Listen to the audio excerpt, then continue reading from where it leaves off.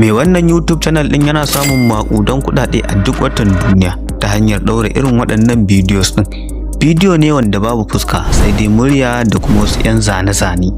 Bara na baku cikakken labarin. Kaɗan yi tunanin wannan. Wani matashi ya tashi da safe ya ɗora bidiyo a YouTube ba tare da ya nuna fuska ba. Babu kamera mai tsada, babu studio, face muryarsa da kuma wasu 'yan hotuna da ya haɗa, kuma su ma da ya iya ƙirƙire su. A farko babu wanda ya kalli bidiyon, sai dai daga baya mutane suka fara kalla sakamakon consistency da matashin ke da shi. Dan yana samun views 100 ya koma samun views 1000, daga 1000 ya koma 10,000.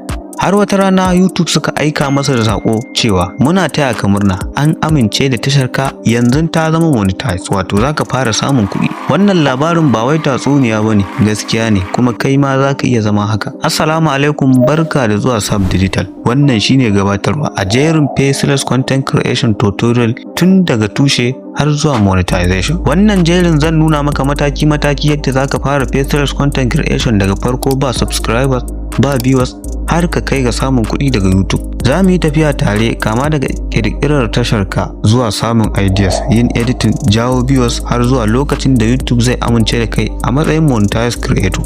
Za mu fara da menene Faceless content creation, yadda za ka zaɓi niche mai kyau, yadda za ka samu ideas da ƙirƙirar content plan, yadda za ka yi editing Faceless videos ɗinka step by step, yadda za ka jawo masu kallo da subscribers, yadda za ka fara samun kuɗi da wannan Faceless content din naka.